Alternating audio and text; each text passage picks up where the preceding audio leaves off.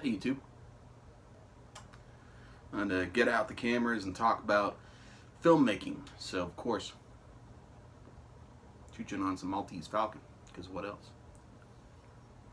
So, I've been thinking maybe a lot of people are out there watching all these VRs, watching people put up videos, and you're thinking, I'd like to do that too, but I'm not sure where to get started.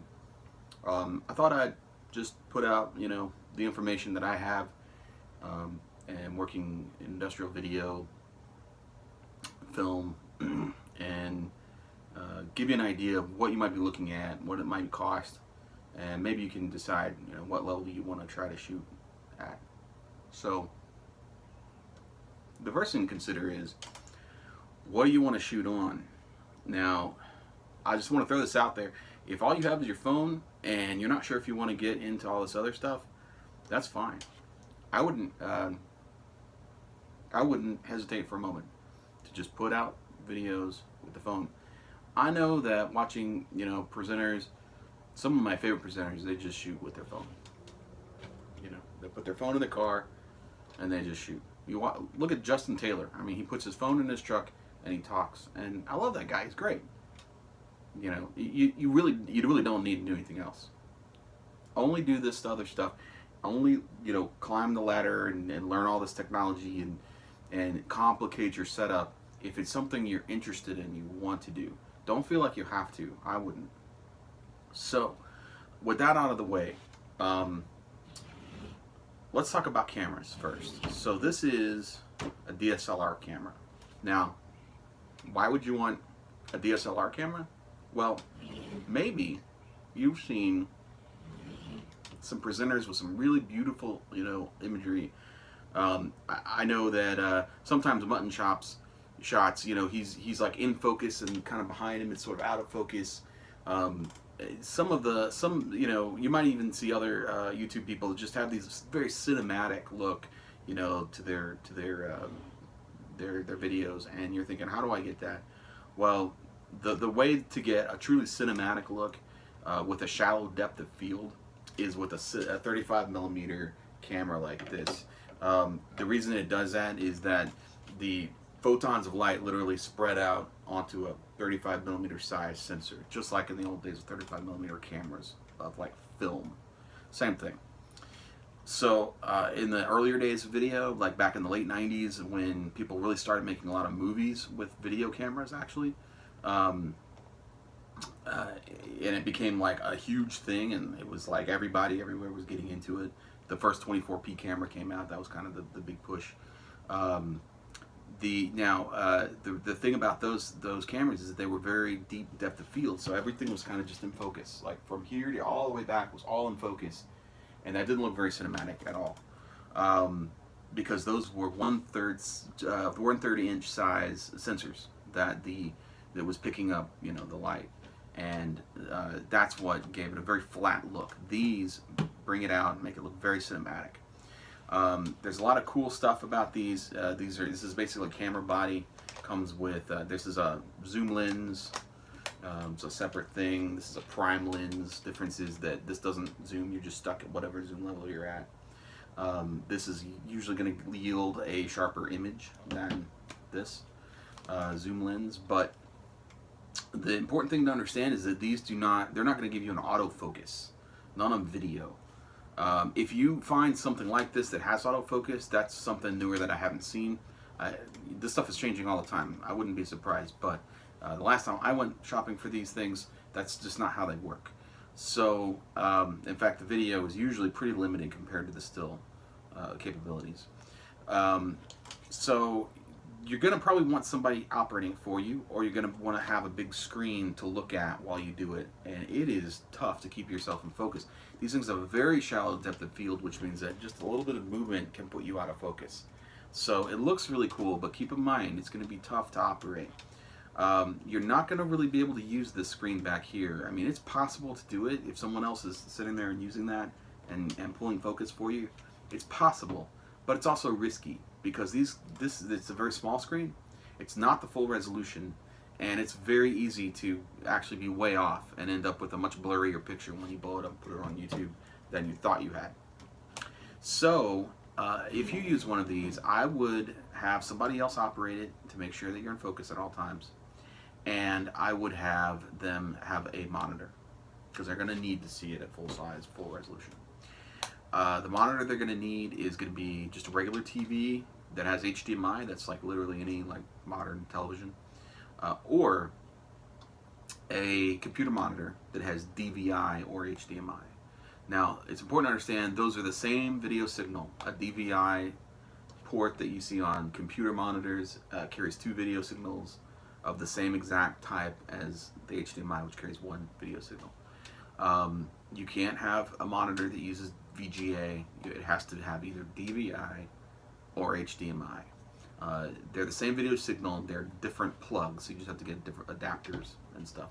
And no matter what you do, you're gonna have to adapt it down either with a cord that has 2 different plugs on either side, or with a little adapter. You'll have to adapt it down to mini or micro, I forget what they call it. Yeah, I think it's mini HDMI, which is just, it looks just like HDMI, but it's like a sliver. It's very thin. So that's the main thing. You're gonna need a monitor. It could be a TV or computer monitor, and camera, tripod. The other thing that you're gonna have to think about is sound. These are not easy to get sound on, and I'll get to sound in a minute. The sound that you're gonna pick up on this is not great. I wouldn't really rely on it. Another option is camcorder. Flip out camcorder. This is a Vixia camcorder. It runs, it's a lot cheaper. I didn't tell you how much this is. These run about $200 to maybe $250 for like a Sony. If you get into the Canons, you might be in the upper, $500, $600, $700. If you get into the Canon like 7D, 5D, be looking at over $1,000. This thing right here was like $12.99, I think, for the body only. Lenses were separate. Usually they have kits. You can go back and find the older ones, like a T2i, something like that. Get an old one. Those are fine. They're fine. You probably be able to find one of those for just a couple $100. So, but you're going to be looking in the hundreds of dollars. I would say at least $250 up to $500 or $600 for a really nice, for usable, video capable DSLR 35mm camera. If you're doing one of these, it drops down. You're talking more like $150. You might be able to find one of these for $100, but probably $150 to $200 range for a decent one. They are work the same in that they just take like a little memory card. This one takes a little memory card. So same there, just capturing the video, putting on memory card. Take the memory card out, put in the computer, edit. This thing is going to have the same problems with audio. I would not use the audio on here. It's going to be pretty bad. I mean, you can, but as long as you're using a camera, you might as well have a little bit better audio. I would go for a slight upgrade to the audio on this, but we'll get to audio and lights in a second. The thing about this is it's going to have autofocus. It's going to snap autofocus, no problem. It's very run and gun. The image is not going to be as nice. In fact, the image on this is not even going to be as nice as the image on your iPhone. Just no way. But it is very easy to use. So you can grab one of these, put it on a tripod, get a cheap camera tripod. You can find those things at Goodwill for like $10. You can get them off of eBay for probably $15, or Amazon. So get a cheap camera tripod. The thing about a camera tripod is it doesn't matter if it's $10. They're all the same unless you need to move it while you're shooting. When you have to move it while you're shooting, you kind of need a fluid head to do that, and then you get really expensive. But that's not really a problem for pipe presenters, so don't worry about spending a lot of money on a tripod. If you want one that's heavy, my advice would be get a cheap tripod and put a sandbag on it. So anyway, yeah, these things are very easy. They're very handy for like one person to just run out, stick on a tripod, run and gun and shoot, and not have to worry that it's not in focus, and flip the camera, the screen around, and then you can like see yourself. So these are ideal for a one-person shooting company. The only other thing I can recommend, if you want to maybe shoot with a computer instead of capturing the footage separately, maybe you have a studio and you shoot there, you could use a webcam.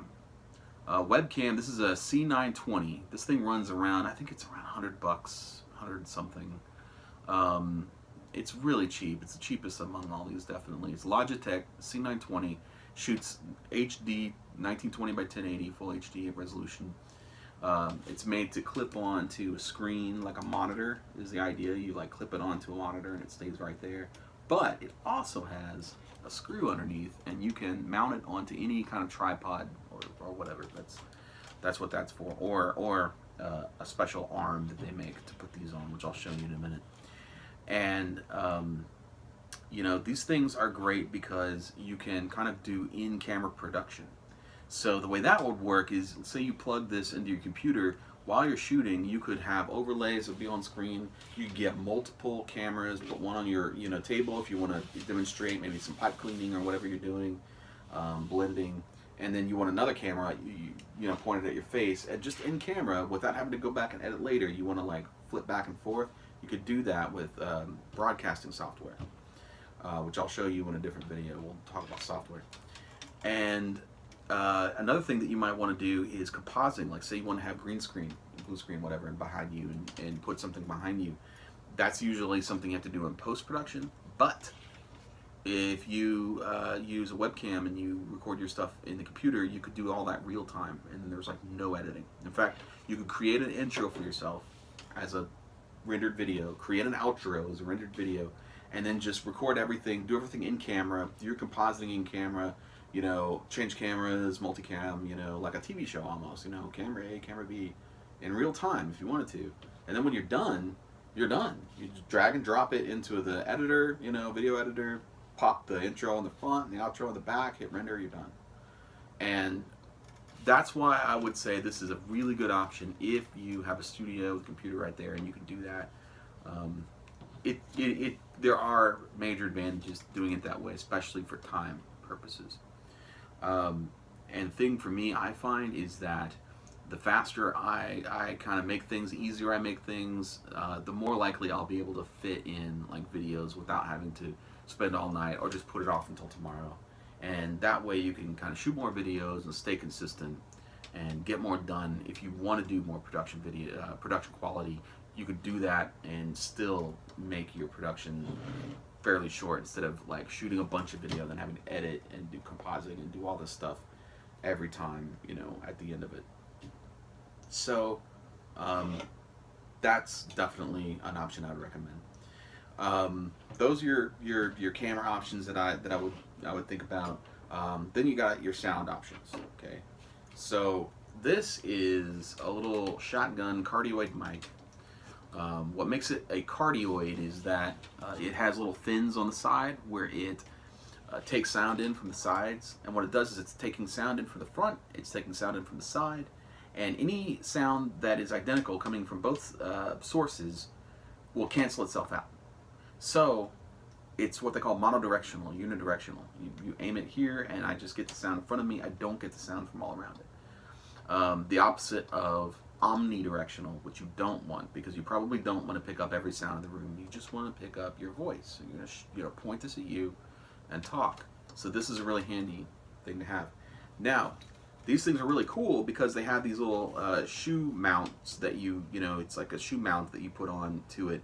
And this has a different mount already put onto it, but basically it could slide into this top shoe mount that usually people use for flashes on these cameras, but you can use lots of things for them. And you could mount this on there right there. That's because this thing comes with a shock mount. That's those little rubber bands in there. That's to make sure that it doesn't make any weird noises. It's a shock mount to buffer sound.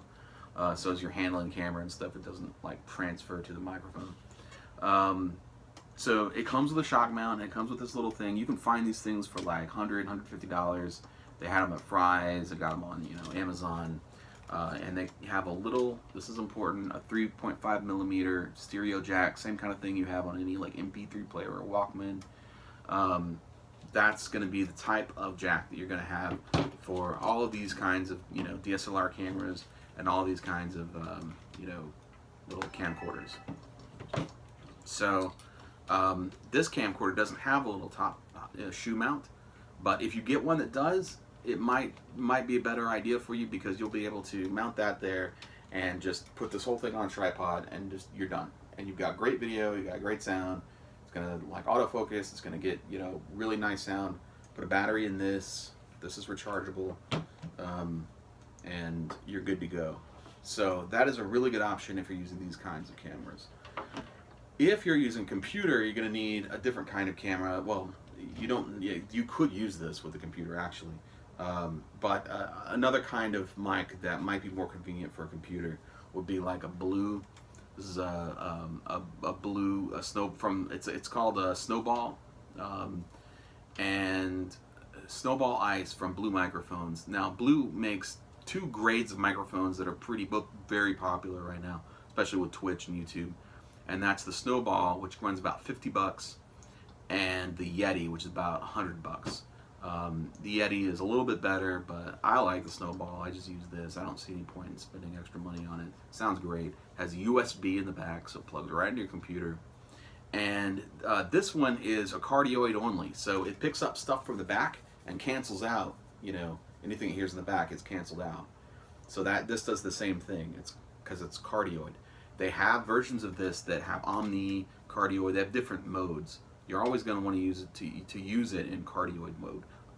Omni is for like a podcast where you have a whole bunch of people sitting around the mic, and you want to hear everybody, but you're also hearing everything in the whole room.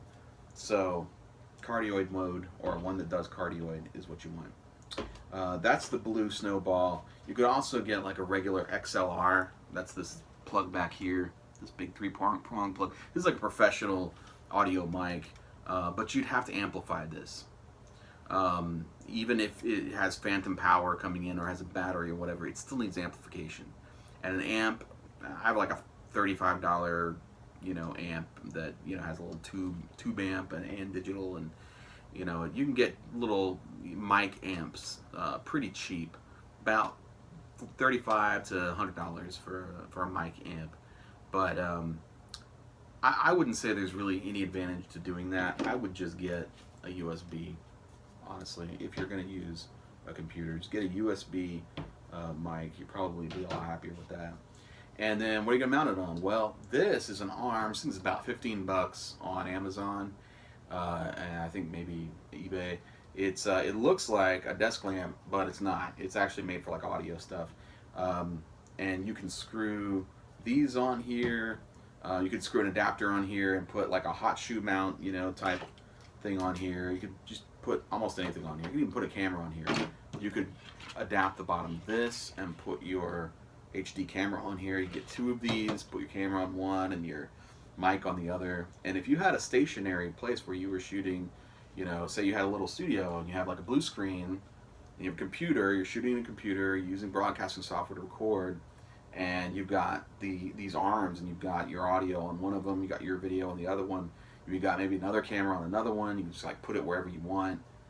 Just get a bunch of these, $15 each, $50 for the mic, you know, maybe 100 something for your C920 Logitech HD camera, and that's, you know, you plug all that in the computer, you're pretty much good to go. So that would be your computer setup.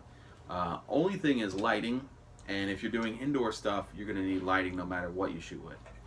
So first of all, I'll talk about this. This is an LED. These are really cool.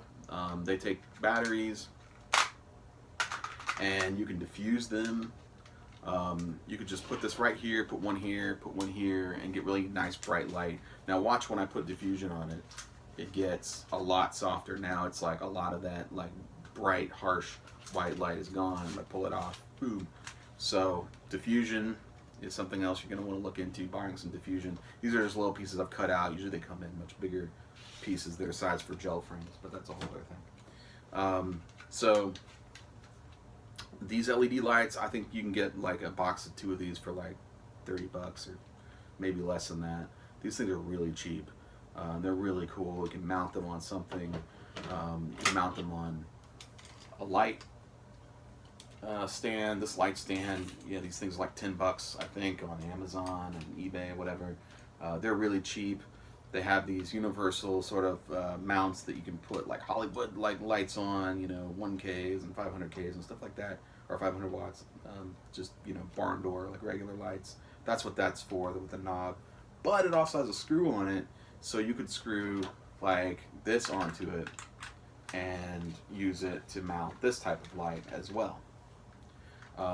This also is a shoe mount, so I could mount it like that and then have the light right there on top of my camera. Stuff is very versatile, so you think about how you want to do this. They even make little arms that you can like mount, the camera to that, and then mount something else to that, mount the camera here, and then mount like a light here, and mount everything, make the sound here, mount it all here. This is like a grip to hold it, or you can, instead of the grip, you could just put this on a camera, tripod. So think about like what attachments you want, what your setup, is, what you would want your setup to be. And if your lights are going to be portable, if you're going to place them once and that's it. The other type of light that I would consider is maybe if you don't want to do a battery type of light, you just want to like plug it in. You get these little clip-on, these clip lamps. I don't have the clip on this one, but basically they come with a clip. You could like take the clip and attach it to this, or there's a million ways you could do this. And these things are like $12, maybe $7.99 top, or $7.99 to maybe $12 in a hardware store. And then you put like these little LED lights. This is a 100-watt equivalent LED light. You can get those at the hardware store. They're hard to find otherwise. And then you just have to worry about color temperature. Now that's important. This is a daylight balanced bulb. All these lights behind me are daylight balanced bulbs. Now, if you are going to, you're thinking about what color temperature that you want to use, it's important to understand that the soft lights, the warmer lights, what that means is that they're down in the 30,000s of the color temperature range. Daylight bulbs are in the 50,000 color temperature range. That's because the sun burns at the color temperature is 50 some odd thousand Kelvin. That's just what temperature it burns at. So, or it reflects at.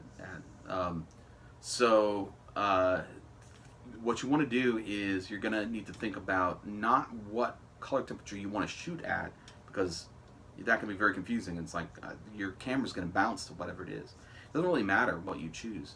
So it's not really about what color temperature do you want. It's about what color temperature is going to be bleeding into your scene. So if you're going to be shooting, say you have windows behind you, then you want to get daylight bulbs. If you know you're gonna have windows behind you, if you know that you're gonna have daylight coming into your scene, you want to light yourself with daylight bulbs so it matches. If you know that you're gonna have you're gonna be inside, maybe at night, you're gonna have house lights on all over the place, do not get the daylight bulbs, because what you're gonna have is it's gonna balance to that, and you're gonna have this warm yellowy red light coming in from everywhere else. It's gonna look really weird. Get the soft lights. Get the 30,000 range, 30 some odd thousand range light bulbs that burn like a warmer tone, and those will be balanced to your house lights, and that's going to give you a nice balance. That's the important thing. Not what color it is, but what other uncontrollable sources of light you're going to have blasting into your scene. And think about matching that. That is the secret to getting your lighting looking good. If you're in a studio situation, like maybe you're in a garage, you just have like a setup, and you're shooting like that, I would go for daylight.